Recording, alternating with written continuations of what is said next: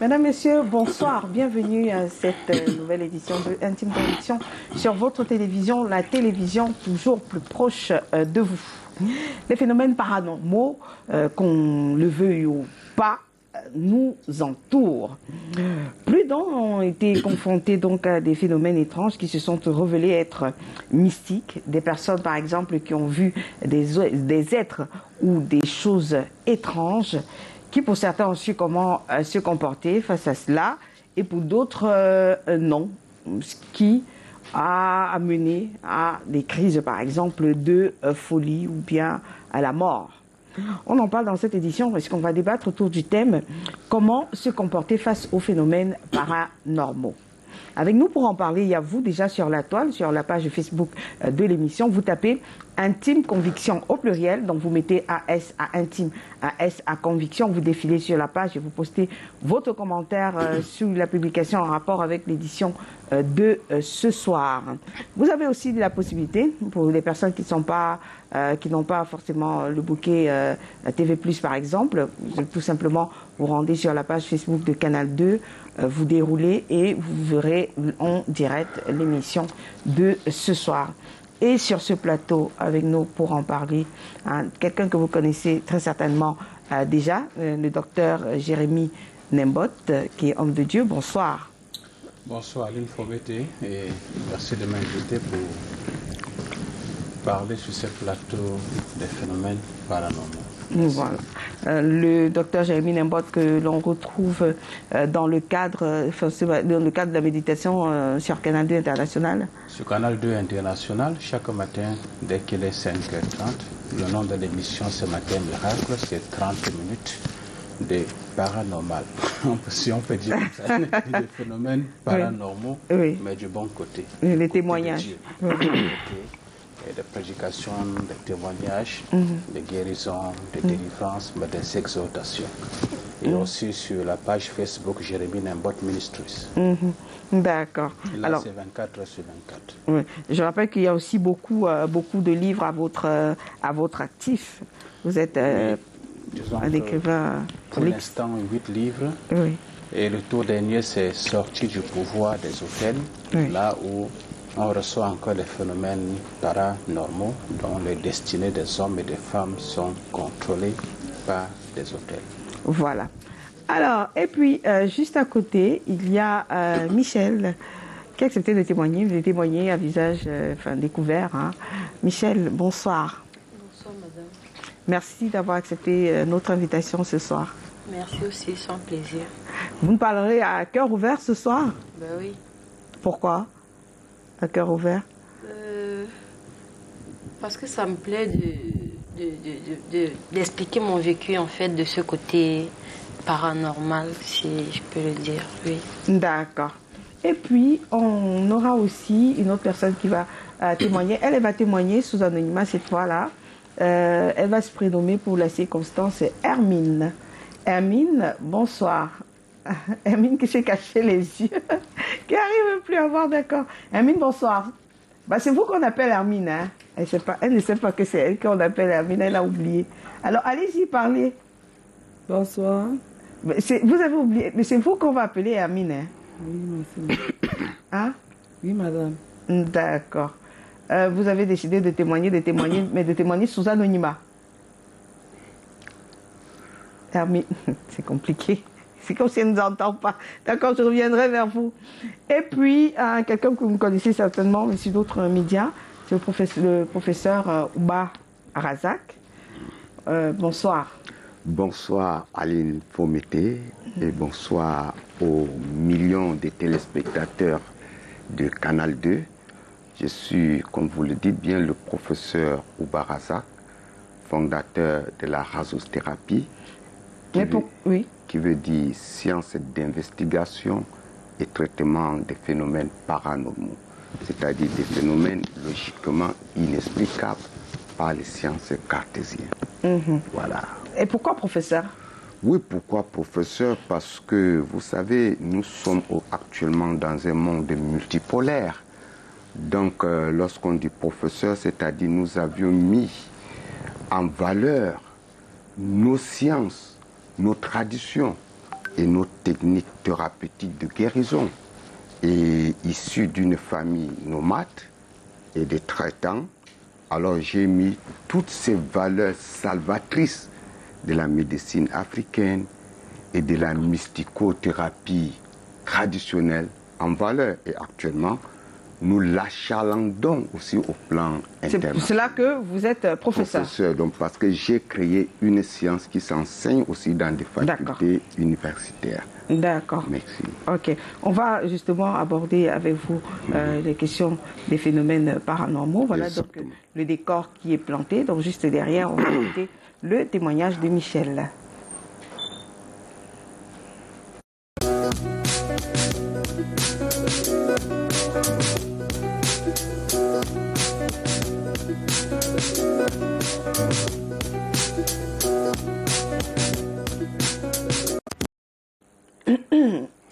Voilà, un crochet à la gorge. Alors, Michel, on va débuter avec vous. Il y a quelques années, vous êtes mise à manifester de façon étrange. Qu'est-ce qui s'est passé? Bon, tout a commencé. Je vivais dans un quartier ici à Douala. Oui, qu'on va pas citer. Oui, et en face de chez moi, il y avait une maman que je ne saluais pratiquement pas. Voilà. Et à chaque fois que je me levais le matin, ou bien quand je rentrais le matin, je la trouvais dehors, parfois à 5h, 6h. Elle était assise dehors. Et il y avait des jours où, à mon retour à la maison, j'ai trouvé des araignées bizarres dans la chambre, sur les canapés, sur les murs, des reptiles, ou les cafards qui ont envahi la maison. Et ce soir-là, bizarrement, je fais des rêves où je vois cette femme. Les couches de nuit? Les couches de nuit, oui. Qui Avec me vient, oui. Soit il vient me donner la nourriture en me disant des mots, dans le rêve bien sûr. Mange ma fille, mange la chair humaine. C'est maman qui te nourrit. Et ensuite elle vient boire du sang. C'est maman qui te nourrit. Je parle de la femme, ouais. Et c'est comme ça que tout est parti. Et quand vous vous réveillez le matin, quand vous avez des couches de nuit, est-ce que vous la voyez Oui, bizarrement, quand je me réveille le matin, la première des choses que je fais, je sors d'abord de la maison et à chaque fois que je la voyais dans mes rêves, quand je sors, je la trouve assise devant sa porte. Elle me regarde, elle me fixe droit dans les yeux. Chaque jour, chaque jour, chaque jour. Si bien que j'avais même parfois peur, même quand je sors pour sécher les habits, je la vois. Même pour rien, elle me regarde. Mais pourquoi vous aviez peur d'elle, vous, par contre? Parce que je la vois, je ne sais pas ce que je l'ai fait. Une femme que je ne salue même pas, je me pose la question de savoir, mais pourquoi est-ce que cette femme me dévisage autant? D'accord. Et alors, oui. Avec son regard qui était tellement effrayant aussi, c'est ça qui a fait que j'avais tellement peur. Ce qui fait que quand je la voyais, même, je tournais le regard. D'accord. Donc, il est arrivé à un moment donné que vous commenciez à voir des morts sans être endormi. Oui, oui, exactement. Ça s'est passé, pourquoi? Bon, là, je saurais vraiment pas comment expliquer, mais il y a des moments quand je restais et que je regarde une place, comment dire, que je me perds dans le regard, voilà. Je commence à voir des trucs défiler près de moi, c'est que parfois je m'évanouis et je me retrouve à l'hôpital. Quand j'essaye de revenir en moi, je vois des trucs. Et comment vous saviez que c'était des morts? Bon, puisque les personnes n'existaient plus, je sais qu'ils sont morts. Ce sont des gens que je connais et je suis témoin de leur mort. Mais bizarrement, je les voyais. Je les vois aussi qui parlaient dans ma tête, parfois dans mon corps. Parfois, je manifestais aussi les voix même. Les voix dont les personnes parlent avec leur voix dans mon propre corps. Donc, et vous manifestiez pendant que vous étiez chez un tradipraticien? Oui, si. Si. Je me débattais, je parlais des trucs qu'on me faisait écouter après sur enregistrement. Parce que moi-même, à l'instant, je ne sais pas ce que je dis. Et quand il faisait quoi pour que vous commenciez à manifester? Est-ce que vous avez vu ce que le tradipraticien faisait sur vous? Non, je suis juste entrée chez lui comme ça. Parce que Quand nous sommes arrivés, je suis entrée, je me suis assise et mon corps a commencé. Il a commencé à brûler un truc qu'il brûlait au-dessus du miroir. Bon, je ne sais pas comment je vais expliquer ça. Non, expliquez ce que vous avez vu. Et subitement, mon corps a commencé à faire bizarre. Ce qui fait que j'ai demandé à ma mère de me faire sortir de sa maison, de la maison du praticien. Lui, dans sachant ce qui se passe, c'est là où il a commencé à expliquer à ma mère que c'est normal ce qui m'arrive, ce qui veut dire que je suis possédée et tout. Donc j'ai commencé à me débattre. Les gens là me faisaient, je me déshabillais, je faisais des trucs, je me débattais, je parlais. Et il vous a dit que c'était quoi? Que j'étais possédée, c'est ce que lui nous a fait comprendre. Que vous étiez possédé par quoi? Pourquoi? Ouais, juste comme ça, pas des esprits maléfiques, des gens qui... Et bizarrement, la majorité des gens qui parlaient dans mon corps, c'était des femmes qui disaient: pourquoi tu as refusé de faire ci à ma fille? Pourquoi tu as refusé de faire ça à ma fille? Pourquoi? Une autre aussi, j'avais une bague sur la main où une fois je suis allée dans mon village, il y a un monsieur qui m'a donné cette bague, un praticien, qui m'a remis cette bague disant que bon, ça va me protéger, machin. Ah, il vous a donné une bague, oui. Oui. Et quand je suis arrivée dans... La dernière fois que j'ai commencé à manifester, que je tombais en transe, les femmes qui parlaient dans mon corps, quand ma mère a retiré la bague sur mon doigt, l'autre disait: remettez-lui sa bague, c'est la bague que je vis, remettez-lui sa bague, c'est la bague de mon fils, des trucs. Donc elle disait dans mon corps que je suis mariée, ou je ne sais même pas où je suis mariée, et que la bague c'était où son fils et elle se cachait. Donc ça je ne comprenais pas. D'accord. On va revenir là-dessus. On va écouter aussi Hermine, cette fois-ci. Hermine, vous aussi, à un moment donné, vous avez commencé à faire de la maladie. Vous saviez pas? Oui, j'ai commencé à faire de la maladie. J'ai commencé par un rêve. Oui, allez-y. Oui, j'ai commencé par un rêve. Là où le rêve, toute la nuit, j'ai fait un rêve. Et le matin, j'ai commencé la fièvre. Et cette fièvre a fait 2 jours, ça m'a amené à chuter et on m'a transporté à l'hôpital et on m'a administré les soins. Et quand on m'a administré les soins, il y avait des morts qui venaient porter mes soins. Des morts, comment vous les voyez en rêve ou bien en face? Vous voyez véritablement aussi les morts? Les morts en face de moi. Et ils venaient, ils disaient que viens, on part. Des morts dans mon quartier. Oui. Et quand ils venaient, et les Mongols, des hommes mongols, ils venaient, ils disent, et des médicaments qu'on a mis sur moi, et ils portent. En mongol, qu'est-ce que ça veut dire? Donc des hommes qui marchent, ils n'ont pas de tête, ils ont les mains, ils sont très bizarres, très bizarres. Très bizarres. D'accord. Vous voyez des morts? Effrayants. Et qu'est-ce que ça vous faisait de voir les morts? Et quand je voyais des morts, j'étais sur le lit de l'hôpital.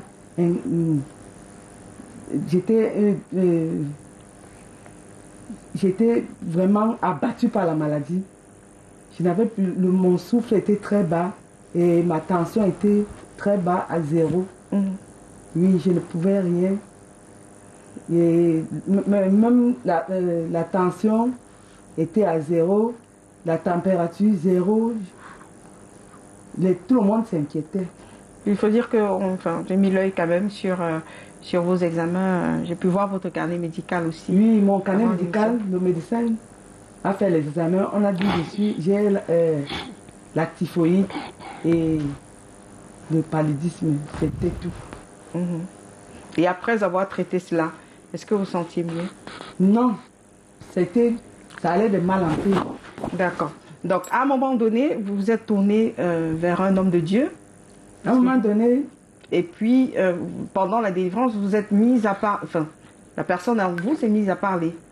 Il disait quoi? Elle disait quoi, cette personne? Cette personne disait: voilà ton cercueil qui est à terre. Bientôt, tu vas laisser tes enfants. Tu vas partir avec nous. On a déjà vu ton secret. C'est ce qu'il parlait. Et mes enfants priaient chacune. Et ils m'ont traqué. Alors, il y a cette personne aussi, parce que j'ai regardé la vidéo aussi de votre guérison à vous. Et il y avait cette personne qui parlait et qui disait que c'est la sorcellerie de quartier. Oui, c'est quand la vie allait de mal en pis. On m'a transporté chez le docteur Jérémy Nombok. C'est là où il a prié sur moi. Et ces hommes ont parlé dans ma bouche que nous sommes la sorcellerie du quartier. Et elle doit mourir à 15h00. D'accord, donc vous avez pu obtenir votre guérison. C'est là où j'ai obtenu ma guérison. D'accord. Alors, moi, je vais déjà d'abord poser la question d'abord à vous, au professeur Ouba. Qu'est-ce que ça veut dire de voir des morts alors qu'on est éveillé? Oui, alors qu'en sommeil, non? Non, je dis on est éveillé, on voit des morts. Qu'est-ce que ça veut dire? Oui, éveillé et qu'on voit des morts, parce qu'en ce temps, c'est elle seule qui voit. Là, c'est ce qu'on appelle une vision extrasensorielle. Vous comprenez? Parce que en ce temps, c'est elle qui voit. Oui, mais je vais demander qu'est-ce que ça signifie de voir les morts alors qu'on est réveillé. Lorsqu'on est éveillé et qu'on voit le mort, ça montre que vous êtes appelé. Ce mort vous attire pour que vous soyez, n'est-ce pas, dans leur camp. C'est comme une manière de vous appeler, de vous attirer, de vous posséder lorsque vous le voyez visiblement. Hein? Mais c'est dans une autre vie qu'on appelle la vie astrale, puisqu'on ne peut pas voir ce mort comme nous nous voyons. Mais est-ce que la personne qui voit, vous voulez dire que la personne qui voit les morts, la personne éveillée qui voit les morts à ce moment donné, elle aussi, elle est... Bien sûr, c'est extrasensoriel.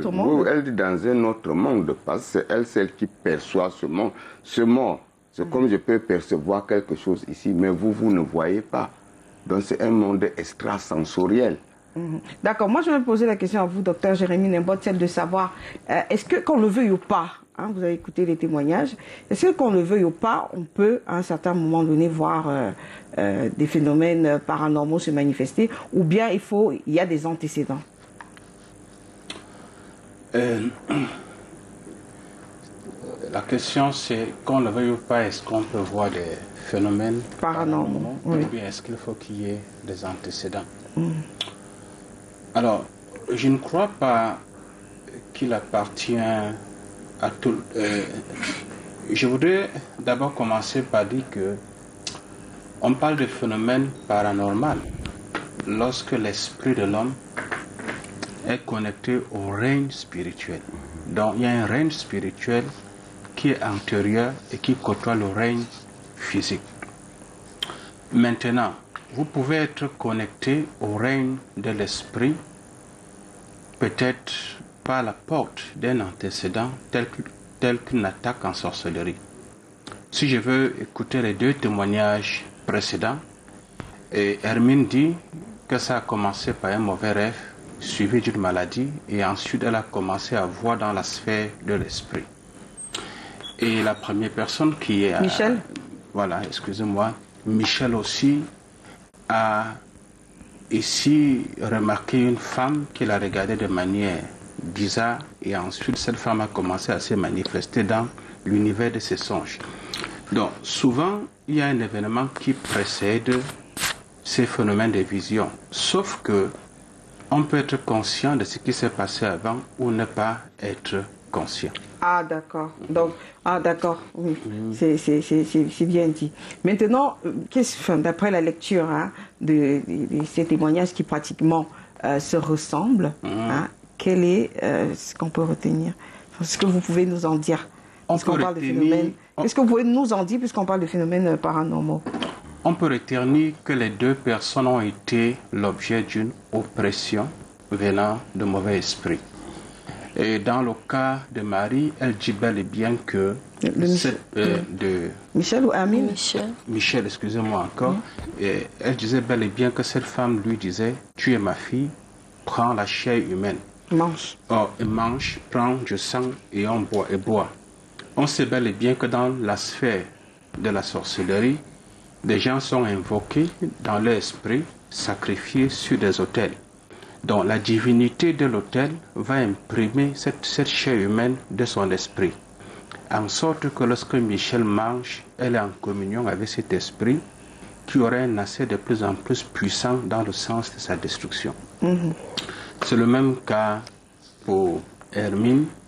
Elle a fait une vision des morts, sauf que les esprits de sorcellerie ont la faculté de prendre les visages des personnes qui sont décédées. Oui. Il n'est pas établi que ce sont des personnes-là qui sont... ont fait cela. Exactement, mais ceci annonce simplement qu'on était en train de l'amener vers la tombe. Alors, l'autre question que je vais vous poser à vous, professeur Azak, c'est celle de savoir que faire lorsqu'on voit un phénomène inhabituel.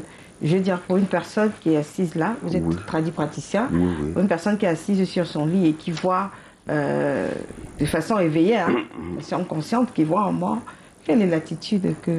De façon consciente ou éveillée, parce que consciencieusement, en temps normal, on ne peut pas voir un mort. C'est difficile.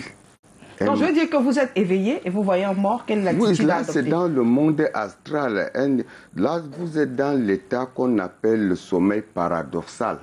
Mais visiblement, vous ne pouviez pas voir un mort comme je vous vois. D'accord, donc elles étaient endormies. Et vous dites qu'elles sont dans une sorte de sommeil paradoxal. Voilà, exactement. Et qu'est-ce qu'il faut faire? C'est dans ce genre de sommeil, vous êtes entre le soleil et le sommeil normal et le paradoxal. C'est là où souvent, vous avez même les attaques de ce qu'on appelle marre de Virène. C'est une sorte d'esprit qui vient vous appuyer. Vous criez, vous criez, mais vous voyez que voilà, docteur assis là, vous êtes en état d'éveil. Vous voyez, vous n'êtes pas dans le sommeil, donc cet esprit est appelé le marre de Virène. Non, mais ce n'est pas de marre de Virène que je parle. Non, ma question, c'est celle de savoir qu'est-ce qu'on fait, parce qu'on n'aura pas beaucoup de temps. Le temps qui est en train de s'écouler. Qu'est-ce qu'on fait lorsque, vous avez dit, lorsqu'on est dans un sommeil paradoxal et qu'on voit des morts? Oui, non, et qu'on voit des morts lorsqu'on fait... Ça doit être quoi la réaction? Voilà, la réaction, ça dépend de quel canevas vous appartenez. Si vous êtes croyant d'une religion, n'est-ce pas, Donc vous, le tradipraticien que vous êtes, qu'est-ce qu'il faut faire? Moi, avant d'être tradipraticien, je suis croyant d'abord. Le tradipraticien ne croit pas à une autre... C'est le tradipraticien qui est invité sur ce plateau. Voilà, donc le tradipraticien, je veux croire d'abord à ma croyance, la force que j'ai. Ça peut être une force émanant, n'est-ce pas, horizontalement des ancêtres, parce que non pas des ancêtres. Et les ancêtres sont connectés à Dieu, vous comprenez, parce que même dans la Bible, dans le Coran, respecte tes parents. Donc c'est cette connexion-là, vous priez. Et maintenant, lorsque c'est récidivant, il y a des encens qu'on peut vous prescrire, vous brûler pour les chasser. Il y a de sel qu'on peut invoquer, des paroles thaumaturgiques qu'on peut appeler des prières. Vous aspergez. Qu'est-ce que ces paroles thaumaturgiques? Non, les paroles thaumaturgiques, c'est-à-dire parler d'une manière, n'est-ce pas, efficace, saine. Comme par exemple? Et dit, toute entité invisible qui me perturbe, que ça quitte au nom de mes ancêtres. Vous comprenez? Les ancêtres... oui, ceux dont vous émanez, ceux qui vous ont de vos parents jusqu'aux grands-parents, si vous connaissez même le nom de votre grand-père, vous dites, moi, fille et deux, même s'ils sont à 3 générations, et vous dites à Dieu qui les a créés. Parce que maintenant, souvent, on est... Aux ancêtres, finalement, ou à Dieu, en fait? Non, mais les ancêtres émanent de Dieu. Maintenant, comme les catholiques ou les musulmans, notre ancêtre, on dit les musulmans, leur ancêtre, c'est Abraham. Les catholiques, c'est Abraham, parce que c'est la religion monothéiste. Mais il est connecté à Dieu. Mais vous, peut-être vous êtes de l'Ouest. Moi, je suis du Nord.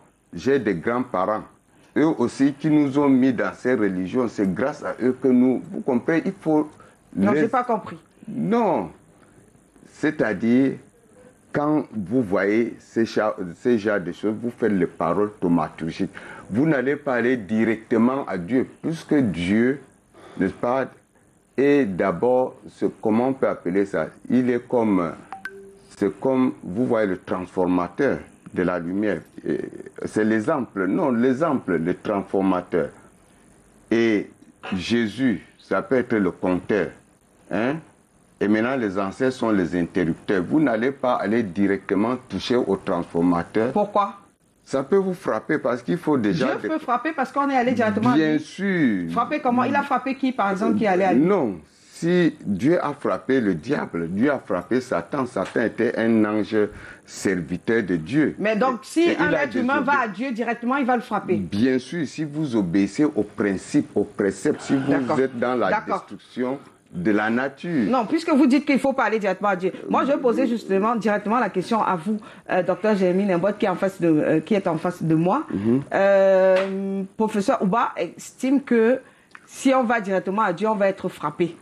Non, peut-être vous ne m'avez pas compris. Mais c'est ce que vous avez dit. Parce que pour connaître Dieu, il faut l'étudier. Et pour connaître Dieu, il faut l'étudier à travers un maître. C'est ce que je dis. C'est que vous dites que moi, par exemple, je ne peux pas aller directement à Dieu. Bien sûr, parce que vous ne pouvez... Parce que pour atteindre Dieu, n'est-ce pas, il faut être parrainé. Il faut être initié. Voilà. Exactement. Vous avez même mieux expliqué. Voilà, donc, il a mieux expliqué. Exactement. Il faut être parrainé, il faut être initié pour arriver à Dieu. Exactement. Et merci Aline pour répondre à votre question. Je crois que quand Dieu a créé l'homme, c'était parce qu'il y avait un vide dans le cœur de l'homme. Et ce vide provenait de la chute et de l'expulsion de Lucifer du ciel. Donc Dieu a fait l'homme pour que l'homme marche dans la relation avec lui, dans l'intimité avec lui, dans la communion avec lui.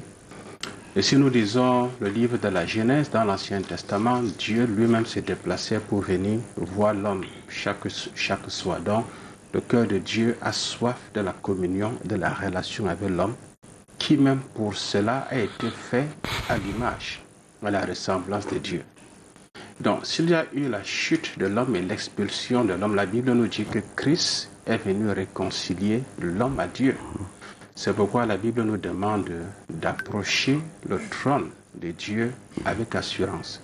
Donc je ne crois pas que Dieu a un bâton vis-à-vis de ceux qui veulent s'approcher de sa personne. Nous devons simplement dire... Donc on ne doit pas être initié pour aller à Dieu? Quelle initiation? Par un maître, non, par exemple. On n'a pas besoin. Même si on n'a pas besoin, on a besoin de la repentance et de la foi pour commencer une relation avec Dieu. La repentance et la foi en Jésus.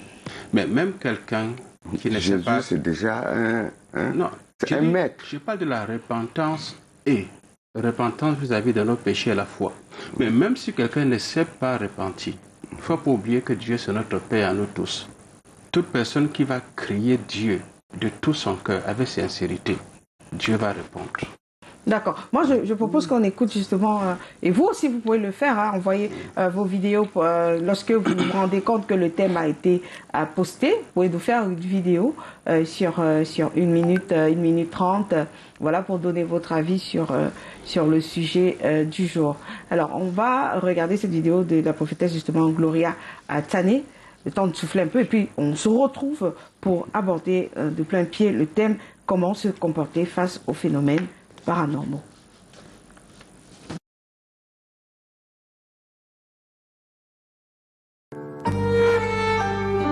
Vous avez été acteur d'un fait pas banal. Vous vivez une vie pas comme les autres. Vous avez besoin d'être écouté. Vous voulez faire entendre votre voix.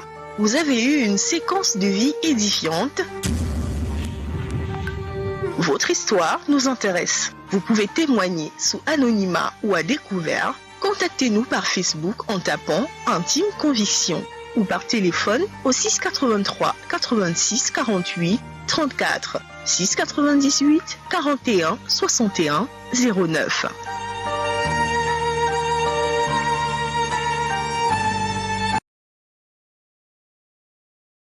Ne fais même plus les pratiques qu'on fait au village, parce que si tu vas chez le marabout parce que tu cherches la délivrance, mon frère, ma soeur, tu vas mourir un jour. Et tu n'auras pas de délivrance. J'ai été chez les marabouts, je suis venue chez les marabouts. Donc, je suis allée même jusqu'à aller chez un Togolais, béninois.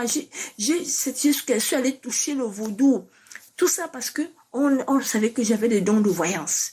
Alors, pour éteindre les dons de voyance, il fallait qu'on m'amène chez un marabout. On m'a amené chez une dame. Elle m'a mis les piments dans les yeux, sous prétexte que je serais protégée. Mais je vais te dire, tu ne peux pas être protégée tant que tu es en Christ. tu vas passer le temps à souffrir jusqu'à ce que tu pars.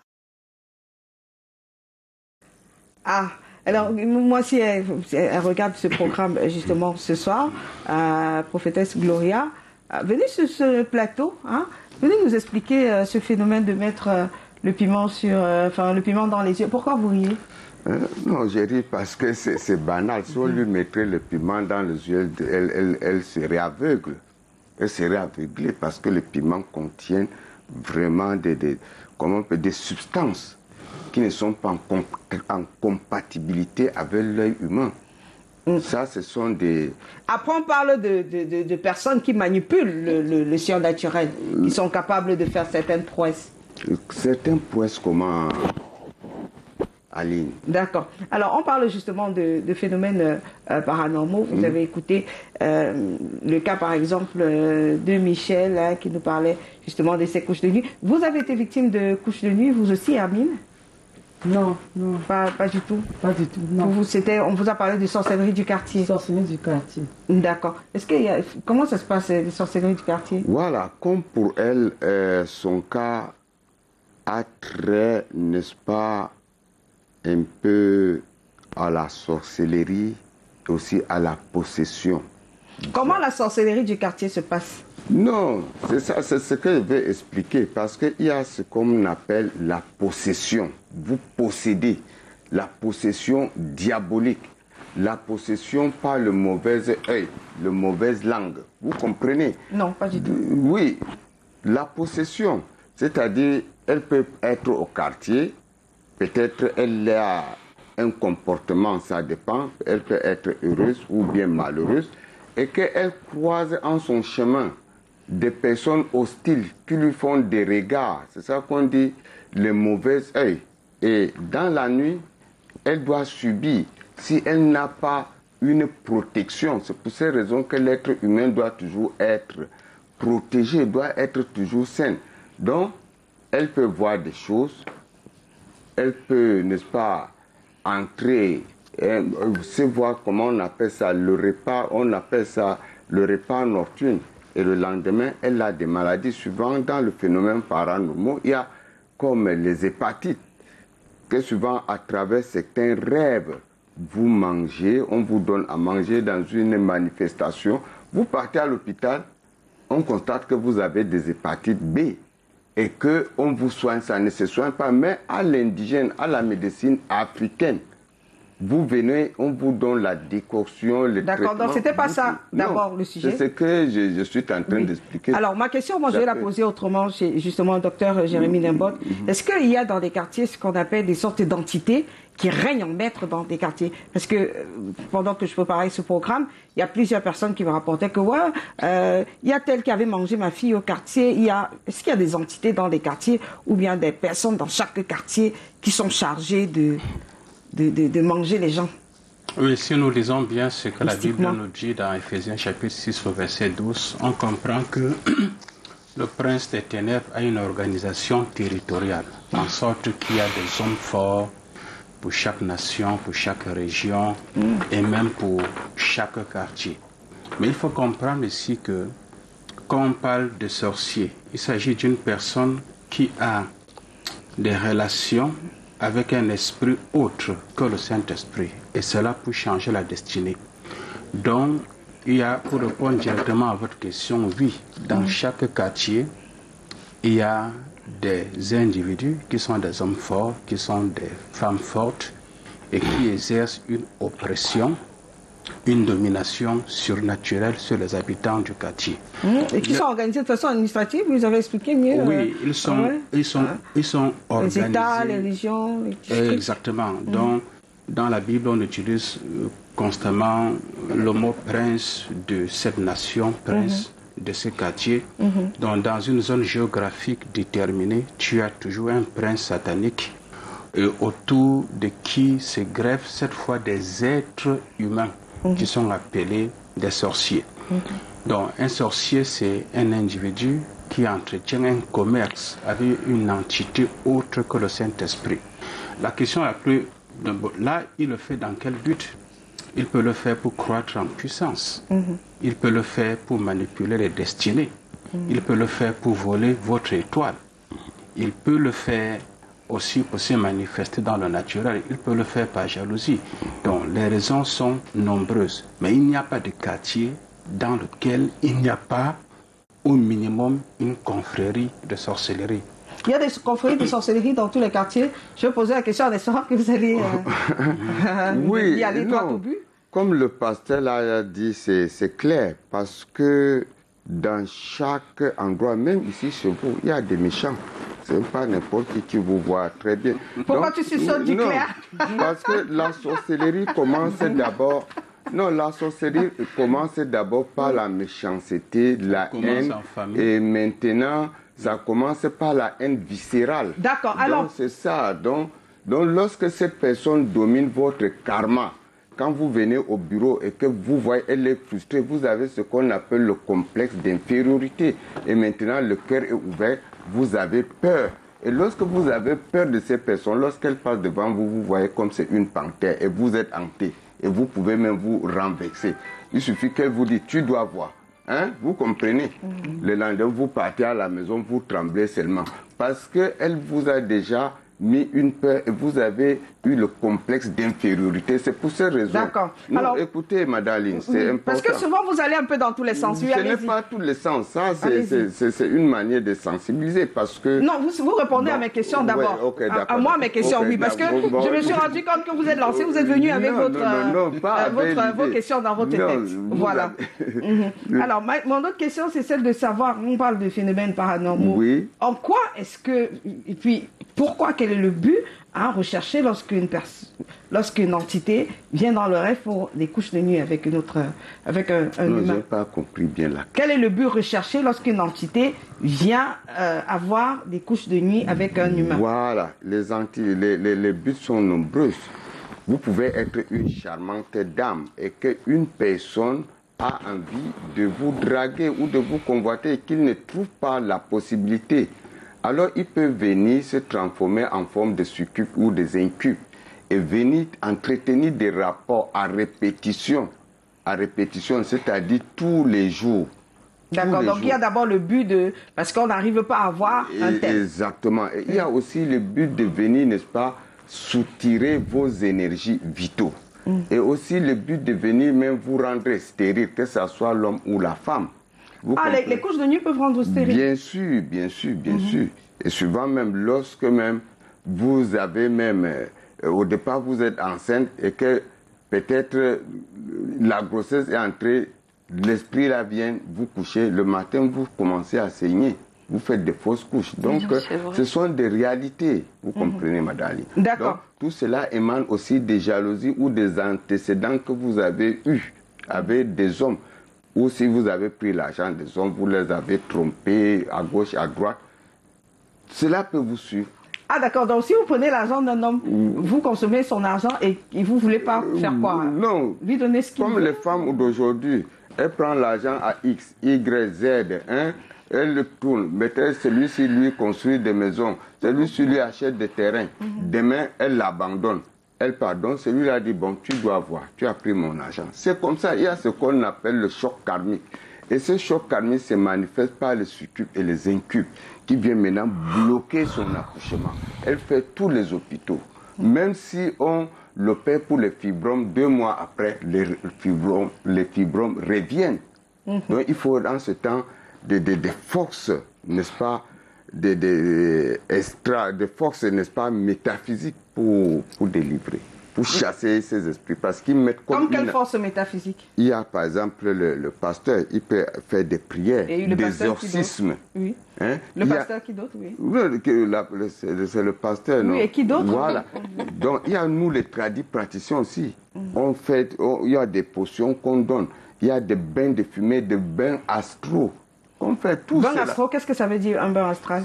Non, le bain pour purifier ton karma. Parce que vous pouvez être victime de tout ce que vous donnez. Lorsqu'il vous embrasse, vous comprenez, il vous obstrue l'aura. Vous n'avez plus ce qu'on appelle le cercle auramique.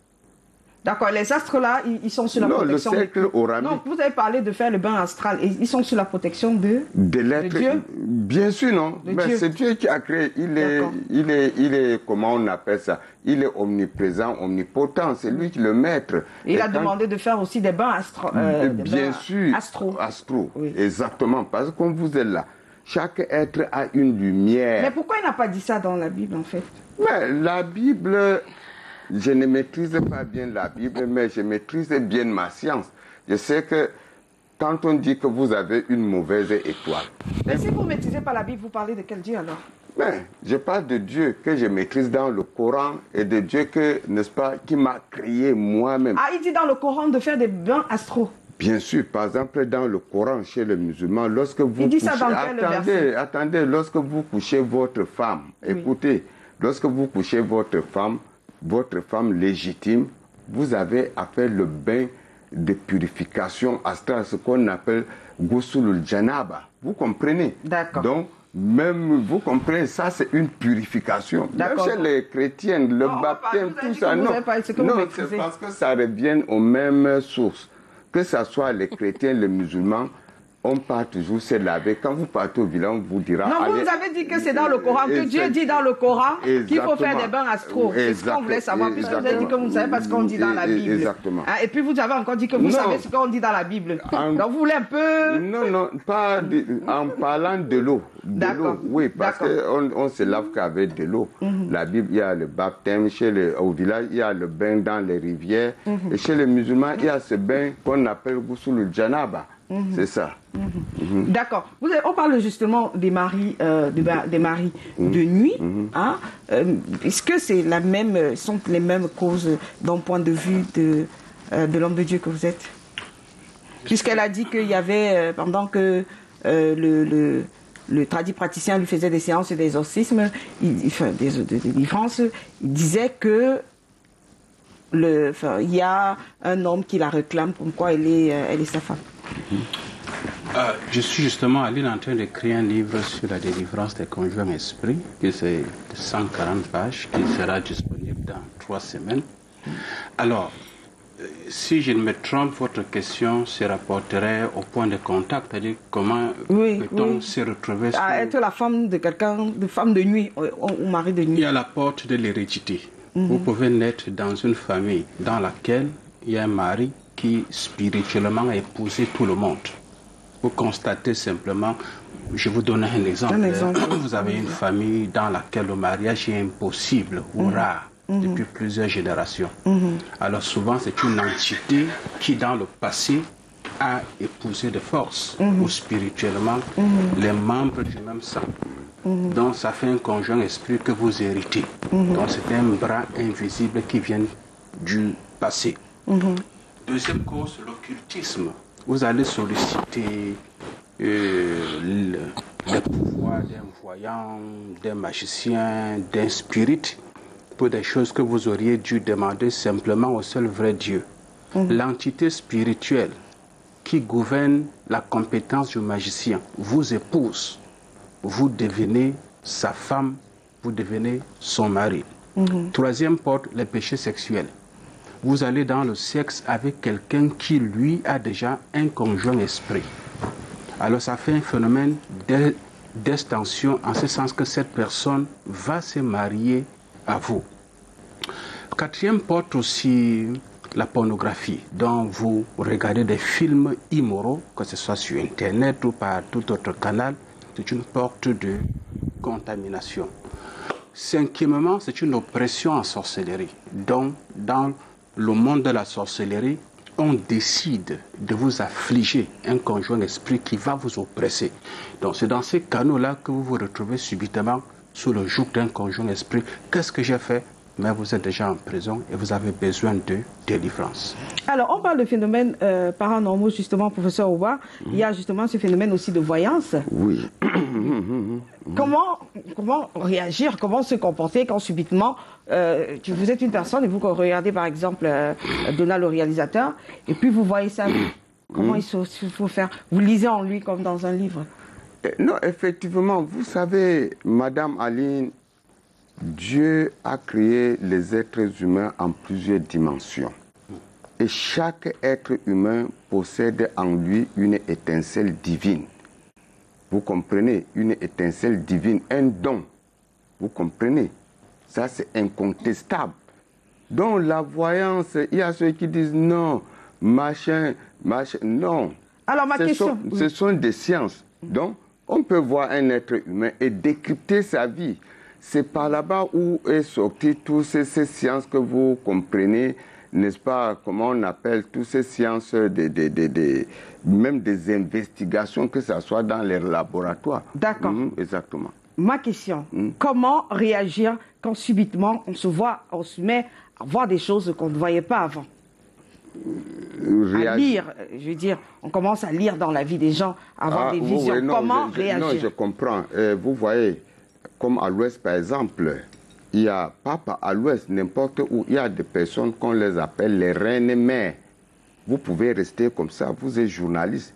Un moment, pap, l'esprit divin vous ouvre les facultés sensorielles de voir des choses et de dire des choses. Donc, il y a, comme à l'ouest, les CAMSI, comme je suis président des praticiens de santé, beaucoup viennent. Elles voient des choses, elles disent des choses. Et c'est reconnu actuellement. Donc, quand elles commencent à voir, il y a des maîtres qui les initient.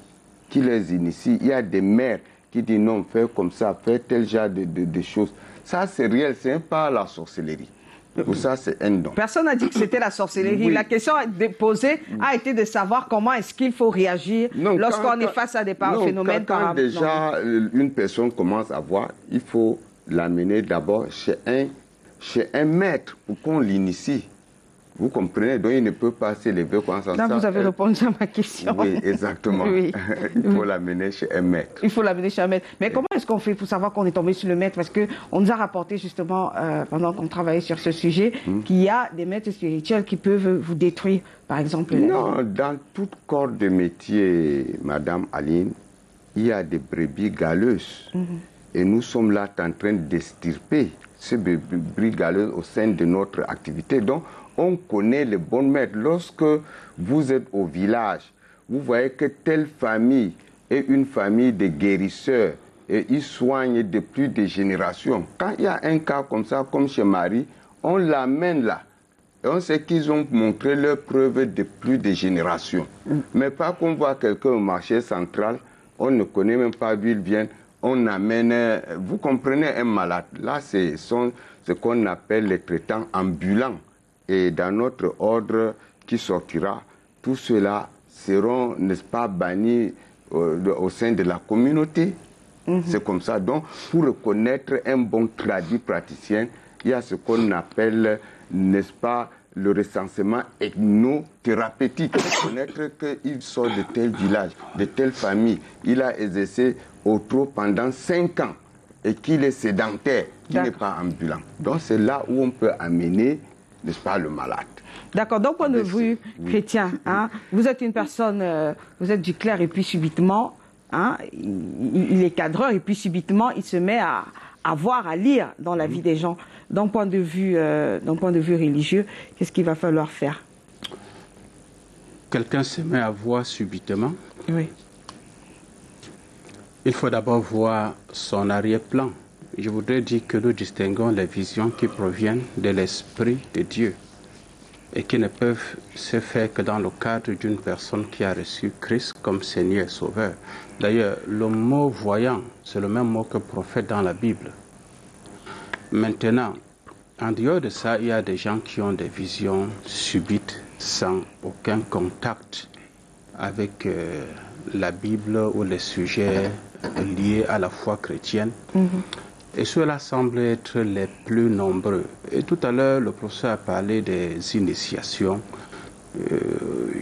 Lorsqu'une vision, lorsque c'est Dieu qui vous a appelé et vous a établi pour avoir des visions, notamment le ministère d'un prophète, vous n'avez pas besoin de recevoir une initiation. Il n'y a aucun prophète dans la Bible qui ait été initié. Mais on fait comment pour savoir que c'est un prophète? Je veux dire que je vous ai pris un exemple, et puis il se met à voir. Vous faites comment là, à l'instant? Un téléspectateur vous regarde, et puis il a commencé à voir. De délivrance, parce que je voudrais ici noter que La plupart des cas, pour initier ces gens-là, vous constatez qu'il y a toujours un serpent à côté. Hein. Pas Il y a souvent Non. Il y a souvent un serpent? Il n'y a pas un serpent, parce que le serpent, dans notre jargon même, c'est une force maléfique. Donc, il n'y a pas. Je vous dis ceci, non. C'est parce que Patrick Je voudrais être vraiment souvent précis. le serpent n'est pas forcément maléfique. Non, Je voudrais être précis pas pour initier. La plupart de ceux qui commencent subitement à voir, qu'est-ce qu'ils manifestent? 1. La folie. Il y a un désordre mental. 2. Leurs cheveux poussent d'une manière bizarre. 3. Il faut qu'on s'empare d'eux de force, qu'on les amène chez des maîtres qui vont les isoler et procéder à des initiations. Non. À l'église, par exemple, j'en ai jusqu'à 7 personnes qui sont passées par ces expériences-là et qui ont reçu des délivrances. Vous avez fermé leurs yeux spirituels? Je n'ai pas fermé les yeux. Le Saint-Esprit les a séparés de l'esprit de divination. Et si ce sont des esprits de divination qui sont différents du Saint-Esprit, souvent appelés par la Bible les esprits de Python. Voilà. Oui, vous disiez que la voyance n'a rien à voir avec l'esprit de Python? Non, cela n'a rien à voir, Madame Aline. Moi, je vous ai dit que je suis voyant et j'ai fait, n'est-ce pas, la police scientifique. Mais vous m'avez aussi dit que vous êtes voyant et que vous voyez sur les cartes, bien sûr. Sur les cartes, sur les cristals. Je veux bien exactement, comprendre. sur la boule de cristal. Ce sont des initiations. Même vous, si vous venez, je peux vous initier. Prenez les cartes, faites comme ça. Surtout pas, non, écoutez, professeur. Oui. Surtout pas. Et tout au long de la Bible, non, qui est le prophète qui a eu un support matériel, comme une boule de cristal, comme une carte, comme un objet physique à partir duquel il faisait une voyance? Non, c'est Dieu qui vous parle directement. Attendez. Bon, il va nous dire, docteur Germain Nebot, professeur Oba va nous dire. Pasteur Germain ou docteur Germain, vous parlez des prophètes. Moi, dans le Coran, je sais que Moïse, lorsqu'il était chez Pharaon, Dieu lui a donné un bâton. Mais comme Moïse n'avait pas assez de facultés, il avait l'accent un peu difficile à parler. Il lui a amené Haroun, qu'on appelle, je pense, dans la Bible, Aaron. Vous comprenez? Pour aider Moïse à s'exprimer. Mais ce n'était pas un bâton pour des visions. Non, on parle de vision, ça faisait beaucoup de choses. Ce bâton s'est transformé en serpent. Non, on ne parle pas, on parle de vision. Oui, on a bien circonscrit les choses. Il n'y a aucun support matériel pour une vision dans la Bible. Exactement. Une vision, c'est l'homme intérieur. Donc, docteur Germain Nebot, laissez que le professeur Oba parle. Oui. Nous ne pouvions pas nous comparaître, comment on appelle, aux prophètes qui sont plus proches de Dieu. Vous comprenez? Écoutez, donc, pour les atteindre, c'est comme le disciple, et il n'avait pas eu les Bibles que vous lisez, et il transmettait ça par tête. Donc si maintenant vous venez, on dit que est-ce que Jésus a tenu la Bible que vous tenez? Donc il n'a pas eu un support. Donc, il était la parole faite chair. Non, écoutez, c'est une parole. Mais lui, faite chair. Lui, en son temps, il n'a pas eu ce support de Bible. Il était la parole faite chair. Exactement. Mais il n'avait pas une boule de cristal. Eux-mêmes, ils étaient la parole. Et ils disaient ce qu'on appelle kun fayakun, dit, et ça soit ainsi. Mais nous, les humains, donc il faut maintenant un support. D'accord. Alors moi, ce que je veux savoir, s'il vous plaît, professeur Oba, moi ce que je veux comprendre, c'est que il faut, ce que vous faites, c'est que vous associez, il faut associer la voyance africaine à la voyance religieuse. Non. Ce que vous me dites, c'est qu'il y a une relation entre... En religion, les prophètes, eux, ils avaient ce qu'on appelle kun fayakun, c'est-à-dire dit et cela est fait. Vous comprenez? Je parle de la vision. Est-ce qu'il y a une association entre la tradition, la vision telle qu'elle se passe sur le plan africain et la vision, entre guillemets, sur le plan religieux? Bien sûr. Parce que quand vous êtes déjà un maître, que vous êtes bien rodé, il suffit que quelqu'un vienne, un enfant, vous pouvez déterminer que non, cet enfant-ci est sage. il est intelligent. Et voilà comment vous allez le cadrer. C'est ce qu'on appelle même actuellement dans les écoles le conseil psychologique.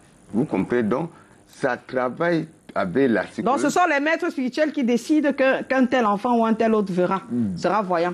Bien sûr, voilà, parce qu'ils voient des prédispositions en lui, ses gestes, ses manières. Vous voyez sa manière d'agir.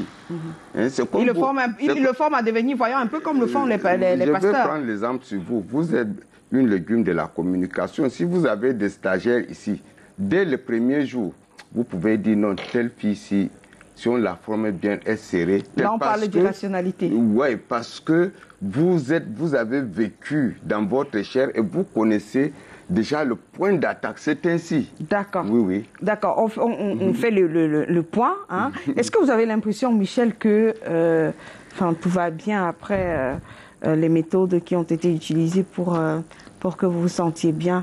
Est-ce que vous avez l'impression que vous êtes sereinement... Est-ce que vous êtes sereine?